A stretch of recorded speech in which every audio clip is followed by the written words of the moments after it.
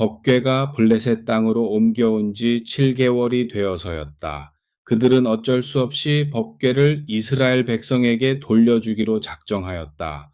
그러나 그들은 법궤를 잘못 다루어 또 다시 무서운 화를 입을까 염려되어 제사장들과 전국의 유명한 점쟁이들을 불러놓고 물었다. 우리가 여호와의 법궤를 어떻게 하였으면 좋겠습니까? 우리가 그것을 잘못 다루었다가는 또다시 어떤 변을 당할지 몰라 여러분을 부른 것이요. 법궤를 무사히 제자리로 돌려보낼 수 있는 방법이 없겠소. 그들이 이렇게 대답하였다. 무슨 일이 있더라도 그 법궤만 그냥 돌려보내서는 안 됩니다. 반드시 이스라엘 신이 무엇 때문에 계속 당신들만 치고 있겠습니까? 그 신은 틀림없이 당신들에게서 떠날 것입니다. 그러자 블레셋 사람들이 물었다. 그러면 우리가 이스라엘의 무서운 신을 잘못 건드려서 화를 입었는데 그분에게 어떤 예물을 바치며 용서를 빌어야 옳겠습니까? 그들이 대답하였다. 블레셋 사람들이 살고 있는 5도성의 왕의 숫자대로 여러분의 몸에 난 종기와 이 땅을 망치는 쥐의 모양을 금으로 각각 5개씩 만들어 보내십시오. 이는 5도성의 주민과 왕들이 모두 똑같은 재앙을 당하였기 때문입니다. 당신들은 이렇게 함으로써 이스라엘 신의 우월한 권능을 인정한다는 표시를 하게 되는 것입니다. 그러면 그 신이 노여움의 손길을 당신들에게서 거두어 주실지도 모르겠습니다. 당신들은 이제 조금도 망설일 이유가 없습니다. 오래전에 애굽 백성과 그들의 왕 바로가 완고하게 고집을 부리다가 오히려 엄청난 재앙만 더 당하였던 것을 기억해야 합니다. 이스라엘 신은 그들에게 점점 더 무서운 권능을 보여주셔서 결국 그들은 온갖 재앙을 당할 대로 다 당한 뒤에야 이스라엘 백성을 해방시켜 보내고 말았습니다. 이제 그와 같은 전철을 다시 밟지 말고 이와 같이 해보십시오. 수레를 새로 하나 만들어서 이제 막 새끼를 낳아 젖은 먹이지만 아직 멍에를 메어보지 않은 암소 2마리를 구해다가 새 수레를 끌게 하고 송아지들은 어미소로부터 떼어다가 외양간에 가두어 두십시오. 그리고 이스라엘 신의 법궤를 수레에 싣고 그 신에게 예물로 바치는 물건이 담긴 작은 상자를 법궤 곁에 실은 다음 그 암소 2마리에게 제멋대로 수레를 끌고 가도록 내버려 두십시오. 그러면 이토록 무서운 재앙이 어디서 왔는지 저절로 밝혀질 것입니다.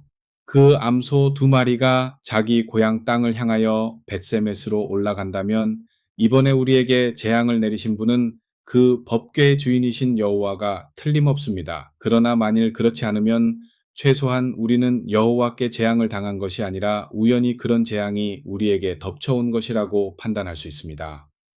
블레셋 사람들은 그들이 일러준 대로 즉시 실행하였다. 그런데 새끼를 떼어 놓을 때까지도 펄펄 뛰며 울어 대던 소들이 그저 눈물만 흘릴 뿐 수레를 끌고 벳세메스 쪽으로 유유히 올라갔다. 더구나 좌우로 나 있는 어느 샛길로도 치우치지 않고 벳세메스만을 향하여 곧장 걸어갔다.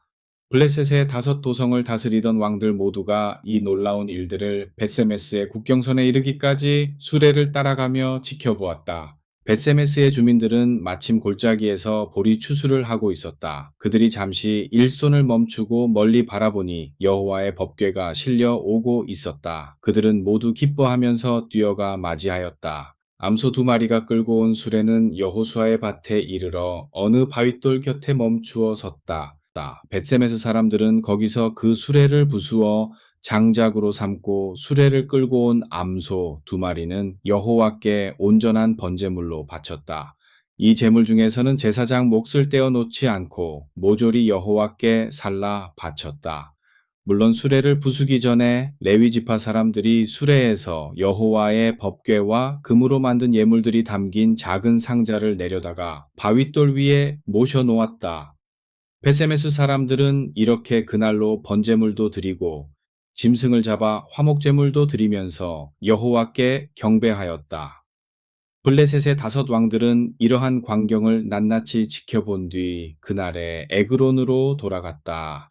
그들은 하나님의 법궤를 무시하고 잘못 다룸으로써 여호와께 지은 죄를 씻기 위하여 금으로 종기 모양의 예물 5개를 만들어 주께 보냈는데 자기들이 다스리는 다섯 도성 아스돗과 가사와 아스글론과 가드와 에그론을 위한 것이었다. 그들은 또 블레셋의 제사장들이 제안하였던 것보다 더 많은 쥐를 금으로 만들어 보냈는데 블레셋의 5왕들이 다스리던 모든 지역의 요새화된 도성뿐만 아니라 시골의 작은 마을들을 위해서도 그 숫자대로 각각 한 마리씩 금쥐를 만들어 속죄 예물로 보냈기 때문이다. 벳세메스의 주민들이 법궤를 모셔놓고 제물을 바쳤던 그 큰 바윗돌은 오늘날까지도 벳세메스 사람 여호수아의 밭에 남아 있어 그때의 예시를 증거해주고 있다. 그런데 벳세메스 사람들이 여호와의 법궤를 보고 기뻐하며 뛰어가 맞이할 때에 여고니아의 아들들은 이렇게 하지 않고 방관만 하였다. 이렇게 몇 사람이 여호와의 법궤를 존중하지 않았기 때문에 여호와께서는 벳세메스 주민들 가운데서 70명을 쳐 죽이는 중한 벌을 내리셨다. 여호와께서 무서운 형벌을 내리셨기 때문에 백성이 아주 슬퍼하였다. 그래서 살아남은 벳세메스 사람들이 모여 도대체 누가 그토록 거룩하신 하나님 곁에서 가까이 지내며 살아남을 수 있겠는가? 법궤를 이제 여기서 다른 곳으로 보내야 되겠는데 어디로 보내면 좋단 말인가? 하고 탄식하였다. 결국 그들은 기랴셔 아림으로 심부름꾼들을 보내 블레셋 족속이 여호와의 법궤를 되돌려 보냈습니다. 내려와 법궤를 가져가십시오 하고 전하게 하였다. 그래서 기랴셔 아림 사람들이 내려와 법궤를 모셔갔다. 그들은 온 도성이 한눈에 내려다 보이는 언덕 위에 있는 집에 법궤를 모셔놓고 그 집 주인인 아비나답의 아들 엘리야사를 성별하여 여호와의 법궤를 지키게 하였다. 법궤가 기랴셔 아림으로 돌아와서 머문 날로부터 20년이 지났을 때에야 비로소 이스라엘 백성이 자기들의 비참한 처지에서 여호와를 생각하고 그분께로 돌아왔다. 그러자 여호와를 찾아온 백성에게 사무엘이 올바른 회개를 가르쳐 주었다.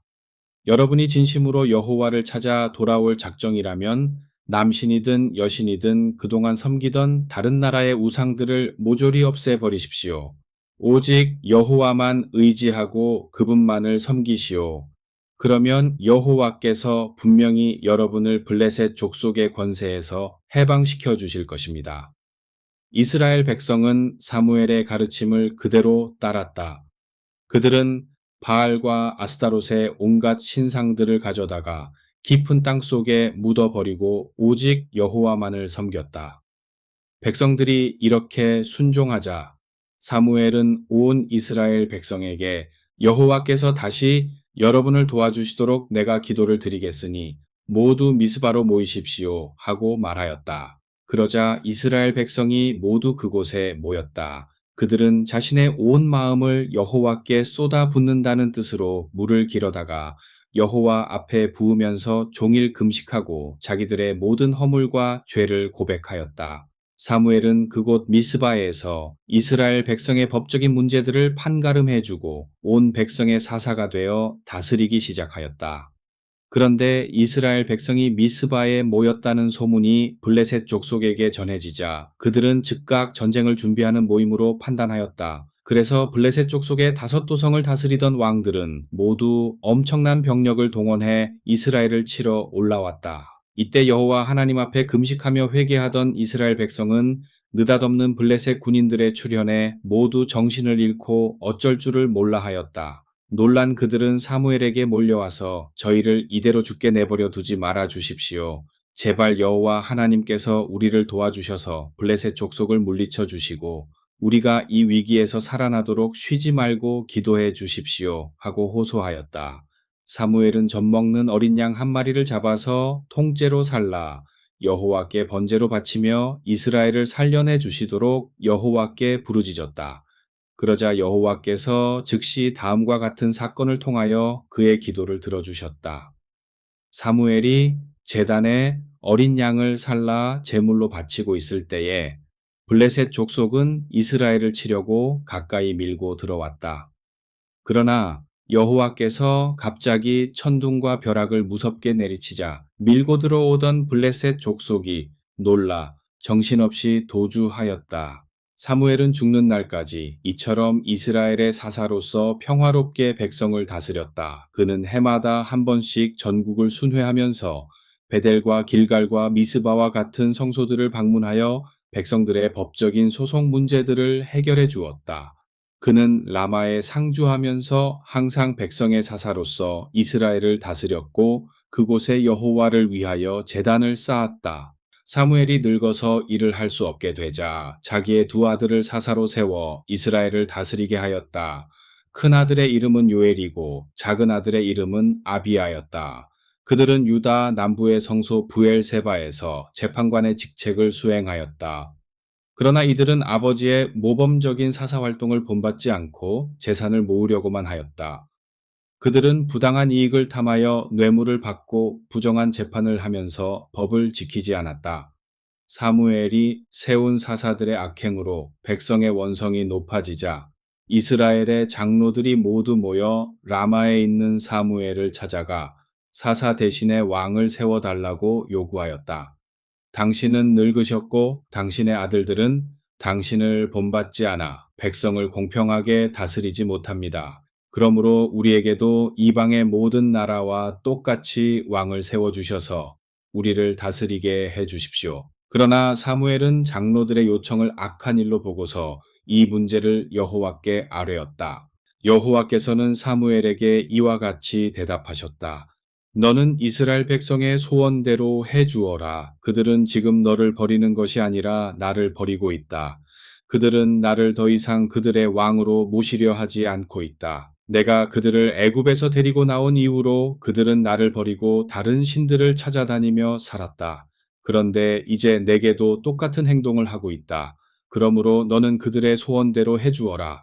그러나 왕을 세움으로 인한 온갖 병폐를 그들에게 엄히 경고해 왕이 누리는 온갖 특전과 그것 때문에 당하는 백성의 고통이 어떠한 것인지를 자세히 알게 하여라. 사무엘은 여호와의 말씀을 그대로 백성에게 전하였다. 여러분이 왕을 세워 달라고 요청하였으나 그렇게 하였을 때 왕에게 얼마나 많은 특권이 주어지는가를 명백하게 알아야 합니다. 왕은 여러분의 아들들을 데려다가 온갖 일을 다 시킵니다. 자기가 타는 말을 키우게 하고 술에도 맡겨놓고 자기가 행차할 때에는 여러분의 아들들을 그 앞에서 달려가게도 합니다. 그는 또 여러분의 아들들을 데려다가 장교나 사병도 만들고 자기의 밭에서 일하는 농부도 만들고 무기나 전차를 만들게도 합니다. 그는 여러분의 딸들도 데려다가 자기의 왕궁에서 온갖 일을 시키며 부려먹습니다. 왕을 위하여 요리도 하고 떡도 굽고 향유도 만들고 옷에 수도 놓게 합니다. 그는 여러분의 농토와 포도원과 감람원에서 나는 가장 좋은 것들을 강제로 거두어다가 자기의 관리들에게 나누어 줍니다. 그러고 나서 여러분이 수확하는 곡식과 포도 가운데서 10분의 1을 세금으로 거두어다가 자기의 신하와 종들에게 줍니다. 그는 여러분의 남종과 여종들도 데려다가 자기 일을 시키고 여러분의 소와 나귀 중에서도 제일 좋은 것만 끌어다가 부려먹습니다. 그는 여러분의 양, 떼 중에서도 10마리에 한 마리씩은 새로 받아갑니다. 결국 여러분 자신은 모두가 왕의 종이 됩니다. 여러분이 그렇게 당하는 날이 오면 지금 소원하던 왕 때문에 탄식하며 부르짖게 될 것입니다. 그러나 그때에는 여호와께서 여러분의 호소를 들어주지 않으실 것입니다. 그런데도 이스라엘 백성은 사무엘의 말을 무시하고 모두 이렇게 부르짖었다. 그렇지 않습니다. 어쨌든 우리는 왕을 세워야 되겠습니다. 다른 이방 나라들이 모두 왕을 세우는 것처럼 우리도 똑같이 왕을 세워야 되겠습니다. 왕이 있어야 우리의 법적인 문제도 판결해주고 전쟁이 나면 우리를 이끌고 나가서 싸우기도 합니다. 사무엘이 백성의 주장을 그대로 여호와께 아뢰었다. 이스라엘 백성이 어떤 경고도 무시한 채 왕만을 요구하였기 때문에 여호와께서는 사무엘에게 말씀하시기를 너는 그들의 소원대로 왕을 세워 주어라 하고 결정을 내려주셨다. 사무엘은 백성에게 왕을 세워주기로 약속하고 이스라엘의 장로들을 집으로 돌려보냈다. 그 당시 베냐민 지파에는 기스라는 사람이 있었다. 그의 아버지는 아비엘이요, 아비엘의 위로는 스롤과 베고락과 아비야 등 유명한 선조들이 있었다. 기스는 재산도 많고 존경도 받는 베냐민 지방의 유지였었는데 그에게는 사울이라는 훌륭한 아들이 있었다. 그는 이스라엘의 어떤 젊은이들보다 더 잘생겼고 키도 무사람들보다 어깨 위로는 더 컸다. 그런데 어느 날 그의 아버지가 기르던 암나귀 떼가 모조리 달아나 버렸다.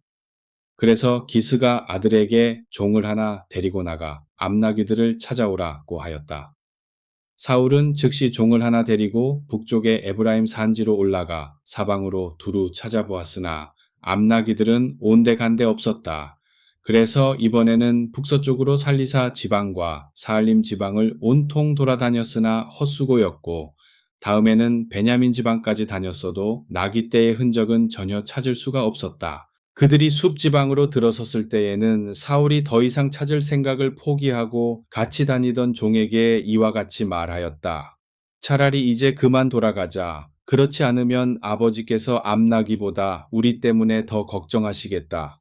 그러나 종은 이렇게 대답하였다. 저 건너편에 보이는 성읍 라멘은 아주 존경받는 하나님의 사람이 살고 있습니다. 그는 무엇이든 알아내지 못하는 것이 없는 사람이므로 우리의 암나귀들이 어디에 있는지도 알아낼 수 있을 것입니다. 이제 그분을 찾아가 물어봅시다. 그가 아마 우리들을 도와줄 수 있을 것입니다. 그러나 사울은 이렇게 걱정하였다. 무슨 예물이라도 들고 가야 되지 않겠느냐? 우리가 주머니에 떡을 담아가지고 왔으나 이미 다 먹은 뒤라 뭘 가지고 갈 것이 없는데 그분에게 예물로 드릴 남아있는 물건이 있으면 좋으련만.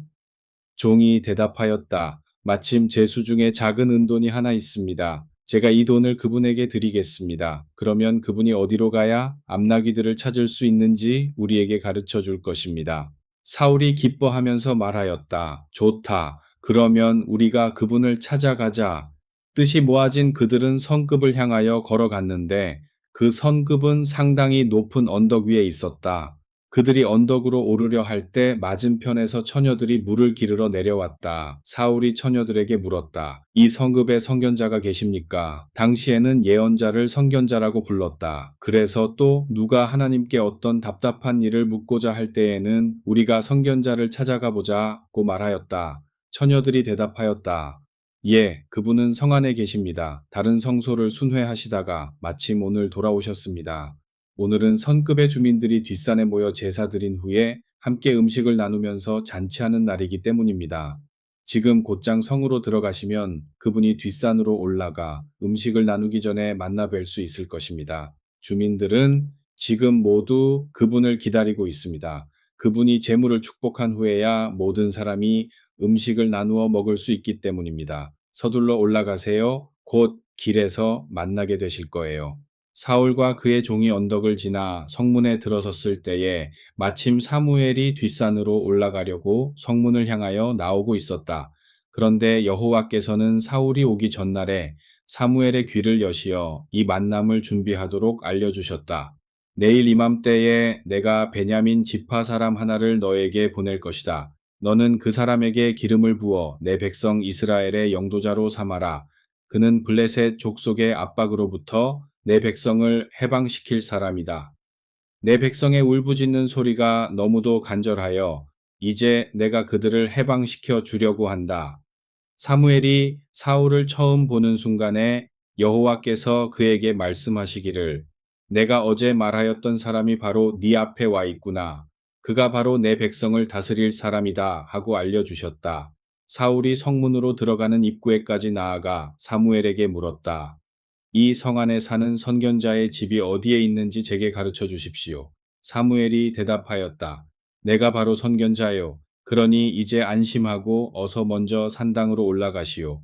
오늘의 두 분은 나에게 온 손님들이니 나와 함께 음식을 나눕시다. 내일 아침에 돌아갈 때 당신이 걱정하는 모든 문제도 해결해 드릴 터이니 염려하지 마시오. 특히 사흘 전에 도망간 암나귀들은 전혀 걱정할 필요가 없소. 그것들은 벌써 찾았소. 그런데 그보다도 더 중요한 일이 있소.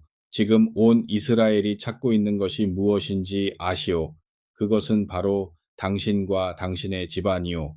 사울이 겸손하게 대답하였다. 제가 어떻게 그러한 말씀을 들을 수가 있습니까? 저야말로 이스라엘의 모든 지파 가운데서 가장 작은 베냐민 지파의 사람이 아닙니까? 더구나 베냐민 지파에 속한 모든 집안 가운데서도 가장 보잘것 없는 집안에 불과합니다. 그들이 제사를 드리는 뒷산에 오르자 사무엘이 사울과 그의 종을 식당으로 데리고 들어가서 이미 초대받고 앉아 있는 손님들의 상좌에 앉혔다. 손님들은 30명쯤 되었다. 사무엘이 요리새에게 말하였다. 내가 맡겨두었던 그 고기를 내오라. 요리사가 양의 널쩍다리와 별미로 먹는 꼬리까지 들어다가 사울 앞에 갖다 놓았다. 사무엘이 이렇게 권하였다. 맛있게 드시오. 내가 당신을 위하여 따로 준비해 두었던 것이니 안심하고 들기 바라오. 그날에 사울은 이렇게 사무엘과 그곳에 초대된 손님들과 함께 식사를 하였다. 사무엘은 사울과 함께 뒷산에서 내려와 성 안으로 들어갔다. 그리고 조용한 자기 집의 지붕으로 올라가 오랫동안 이야기를 나누었다. 그날 밤 사울은 지붕 위에서 잤다. 다음 날 날이 밝아오자 사무엘이 지붕에 대고 사울을 부르며 깨웠다. 일어나시오. 내가 배웅해 드릴 터이니 어서 일어나시오. 사울이 일어나서 내려오자 그들은 곧 길을 떠났다. 그들이 성 밖으로 나와서 언덕을 내려와 그 성읍에 딸린 지역이 끝나는 곳에 이르자 사무엘이 사울에게 조용히 일렀다. 저 종은 앞서 보내고 그대는 잠깐 서 있으시오. 하나님께서 당신에게 하신 말씀을 내가 전해 드리겠습니다. 그래서 사울은 동행하였던 그 종만 먼저 보이지 않는 곳으로 앞서 보냈다. 사무엘은 준비해 두었던 기름병을 꺼내서 사울의 머리에 붓고 뺨에 입을 맞춘 뒤에 이렇게 말하였다. 이는 바로 여호와께서 당신에게 기름을 부어 당신의 백성 이스라엘의 영도자로 세우신 것을 뜻하오. 이제 당신은 주님의 백성을 다스리며 사방에서 괴롭히는 원수들로부터 이 백성을 해방시키시오. 여호와께서는 당신에게 기름을 부어 자신의 기업을 다스리는 영도자로 세우고 그 징조를 보여줄 것인데 이제 가면서 그것을 확인하게 될 것이오. 이제 내게서 떠나 저 멀리 베냐민 지파로 들어가는 경계선을 넘다 보면 라헬의 무덤 근처에 있는 큰 바위 그늘에서 쉬고 있는 두 사람을 만나게 될 것이오. 그 사람들이 당신에게 이런 소식을 전해 줄 것이오. 당신이 찾아다니는 암나귀들은 벌써 찾았으나 이제는 아들이 돌아오지 않는다고 아버지께서 걱정하고 계십니다. 또한 거기서 떠나 더 가다가 다볼의 상수리 나무에 이르면 베델의 성소로 올라가는 세 사람을 만나게 될 것이요. 한 사람은 세 마리의 염소 새끼를 안고 또 한 사람은 떡 세 덩이를 들고 다른 한 사람은 포도주 한 가죽 부대를 메고 올 것이요. 그들이 당신에게 반가운 인사를 하면서 떡 두 덩이를 줄 것이니 받으시오. 그 다음에는 기브아로 가서 하나님의 산으로 올라가시오. 당신이 그 성읍으로 들어가다 보면 산당에서 제사 드리고 내려오는 예언자들의 무리와 마주칠 것이요. 그들은 비파와 소고와 저와 수금을 연주하고 내려오면서 그들 자신이 예언자의 황홀경에 빠져서 춤도 추고 노래도 부를 것이요. 그때에는 여호와의 영이 당신에게도 내리 덮쳐서 당신도 예언자들의 황홀경에 빠져 그들과 더불어 춤추고 노래 부르게 될 것이요. 그 순간부터는 당신도 변화되어 새 사람이 될 것이요. 당신에게 이런 징조가 모두 일어나거든 당신은 더 이상 아무것도 망설이지 마시오. 당신에게 의욕이 생기는 대로 행동하시오. 하나님께서 당신을 도와주실 것이기 때문이요. 그 다음에는 당신이 나보다 먼저 길갈 성소로 내려가서 7일 동안 나를 기다리고 있으시오. 나도 그곳으로 내려가서 주께 온전한 번제물과 화목제물을 바치겠소. 당신이 그 다음에 하여야 될 일은 내가 그때에 가서 모두 알려드리겠소. 사울이 사무엘에게서 떠나려고 어깨를 돌리는 순간에 하나님께서 사울의 마음을 변화시켜서 새 사람을 만들어 주셨다. 사무엘이 예고한 모든 징조도 그날에 차례차례로 다 이루어졌다. 사울이 종과 함께 기브아에 이르자 과연 예언자들의 무리와 마주치게 되었다. 그 순간에 하나님의 영이 사울을 사로잡아 그 역시 예언자의 황홀경에 빠져서 기뻐하였다. 전부터 사울을 잘 알던 사람들이 그런 광경을 보자 백성들이 보는 앞에서 이렇게 수군거렸다. 사울이 저렇게 변하다니 이게 웬일인가? 귀한 집에서 태어난 사울이 저 천한 예언자들과 한패가 되었다니 어디 그게 말이나 되겠는가? 이 말을 들은 구경꾼들 가운데서 한 사람이 나서서 저 예언자들이란 본래 누구네 자식인지도 모르는 천민들이 아닌가 하고 응수하였다. 그래서 이때에 사울도 예언자들 패거리에 물들었느냐는 말이 유행하게 되었다. 사울은 예언자들의 황홀경에 빠져서 기뻐한 뒤에 기브아의 집으로 돌아갔다. 사울이 종과 함께 집으로 돌아오자 그의 숙부가 먼저 나서서 물었다. 어디에 가 있었느냐? 사울이 대답하였다. 암나귀들을 찾으러 다니다가 어느 곳에서도 찾을 수가 없어서 마침내 사무엘을 찾아가 물어보았습니다. 사울의 숙부는 다시 사무엘이 도대체 너희에게 무슨 말을 하였느냐? 하고 물었다. 암나귀들은 집에서 이미 찾았으니 아무 걱정하지 말고 집으로 돌아가라고 일러주었습니다. 하고 사울이 대답하였다. 그리고 사무엘이 자기를 왕으로 세웠다는 이야기는 입 밖에 내어 말하지 않았다. 이스라엘의 장로들이 왕을 세워달라고 아우성을 치자 사무엘이 마침내 민족 대회를 소집하였다. 성년이 된 남자들은 모두 미스바 성소로 모였다. 거기서 사무엘이 그들에게 말하였다. 이스라엘의 하나님 여호와는 바로 여러분의 왕이셨습니다. 그분이 애굽에서 여러분을 해방시켜 주시지 않았습니까? 그뿐입니까? 여러분을 사방의 모든 원수들로부터 해방시켜 주신 분이 아닙니까? 여러분이 환난과 고통에 빠질 때마다 그분은 언제나 여러분을 구해 주셨습니다. 그런데도 이제 와서는 여러분이 그분을 저버리고 이방 족속들과 똑같이 왕을 세워달라고 아우성쳤습니다. 그러므로 이제 여러분의 소원대로 왕을 세워드리겠습니다. 여러분은 이제 지파와 시족별로 줄을 지어 여호와 앞으로 나와 서십시오. 사무엘이 우선 각 지파의 우두머리들을 여호와 앞으로 불러내어 제비를 뽑게 하였다. 그러자 베냐민 지파가 뽑혔다. 그 다음에 사무엘은 베냐민 지파의 시족 대표자들을 여호와 앞으로 불러내어 제비를 뽑게 하였다. 그러자 마드리 집안이 뽑혔다. 그 다음에 사무엘이 마드리 집안의 남자들을 여호와 앞으로 불러내어 제비를 뽑게 하였다. 그러자 기스의 아들 사울이 뽑혔다. 그래서 사울을 앞으로 나오게 하였으나 그를 찾을 수가 없었다. 온 백성이 여호와께 여쭈어 보았다. 왕이 될 사람이 오늘 이곳에 와 있지 않습니까? 여호와께서 대답하셨다. 그는 지금 마차 사이에 숨어 있으니 찾으면 만날 수 있을 것이다. 사람들이 뛰어가 마차의 짐짝 사이에 숨어 있는 그를 찾아 데리고 왔다. 그가 사람들 사이로 들어와 서자 그의 키가 온 백성보다 어깨 위로는 더 컸다. 사무엘이 온 백성에게 말하였다. 이 사람을 보시오. 그는 여호와께서 뽑아주신 왕으로 이스라엘의 온 백성 가운데 이처럼 잘생긴 사람은 없을 것입니다. 똑똑히 잘들 보시오. 그러자 온 백성이 임금님 만세를 외치며 환호성을 질렀다. 사무엘은 왕에게 어떤 특권이 있는가를 온 백성에게 다시 한번 알려주고 그것을 기록하여 미스바의 성소에 보관하였다. 사무엘이 민족 대회를 해산시키자 백성들은 제각기 집으로 돌아갔다. 사울도 기브아에 있는 집으로 돌아갔는데 이스라엘의 군인들 가운데서 마음속으로 여호와께 감동받은 용감한 자들이 그를 경호하면서 따라갔다. 그러나 백성 가운데는 소수의 불량배도 있어서 사울을 조롱하였다. 저러한 자가 우리를 외세에서 해방시켜 강대국으로 부흥시켜 주겠는가? 그들은 이렇게 사울을 멸시하고 비방하면서 그에게 예물도 바치지 않았다. 그런데도 사울은 그러한 소리에 대하여 일체 아무 말도 하지 않았다.